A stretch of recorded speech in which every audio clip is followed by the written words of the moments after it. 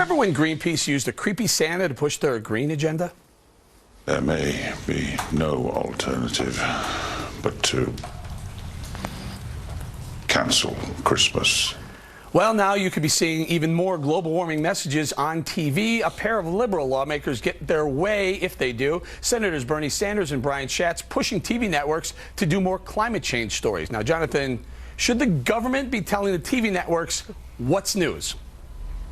This is chilling, Eric. This is censorship. I mean, this isn't private viewers writing, cash at foxnews.com, commenting on what they're seeing on TV. This is the government writing private broadcasters saying they want to see more stories about climate change on television. And who do you think regulates these broadcasters? Bernie Sanders and this other Democrat. I mean, government is force. And when broadcasters, of course, hear that lawmakers want to hear more climate change stories on TV, they have to respond because they have an implicit gun to their head. If this is not put back, this really is the beginning of the end of free speech in this country. Michelle, one of the smartest people I know in this building right here once sat me down and said democracy doesn't work unless the media does its job. The media doing its job means a free media. It's even protected in the First Amendment, a free media. Yeah, and you know what? The media is already talking about this. I mean, how much more do they want to hear on TV? If you turn on MSNBC or CNN, every single day they're talking about global warming. And I think it's no coincidence that every single day their viewership gets smaller and smaller because Americans are tired of hearing about this.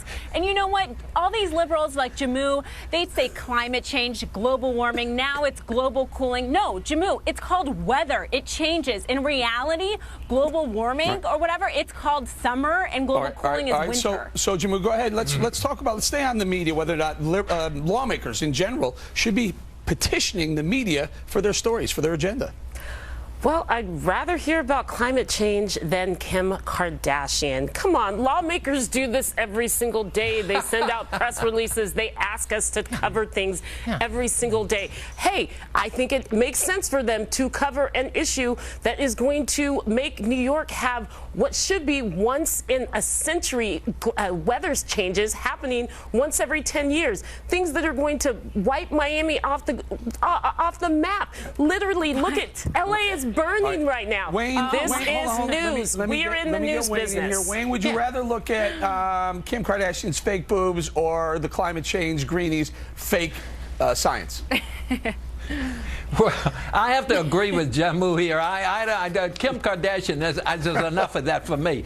By the way, the climate change debate goes on, and I'm not going to get in the technical part of that, but the part that Jonathan raised is the one that scares me. Here's Bernie Sanders, a guy who is outrageously for individual being. He's talking about how he's an independent. He's not a Democrat. He's not a Republican, and for him to talk about condemning, I mean, it's intimidating the press. It's just what you said. It's against the Constitution. It's against all of the things we think about as individual freedom for a lawmaker to come out and criticize the press. Go ahead, John. Yeah, Sanders is a socialist, and you know who else does this? Socialists like Hugo Chavez, which for years, Eric, pressured the last free media in Venezuela. We're seeing the same type of force used against the media, which is the people in this country. We have to leave it again. We wish we had more time. Hat tip to our friends everywhere and making those decisions. Thanks to Michelle Fields and Jammu Green for joining us this week. Coming up.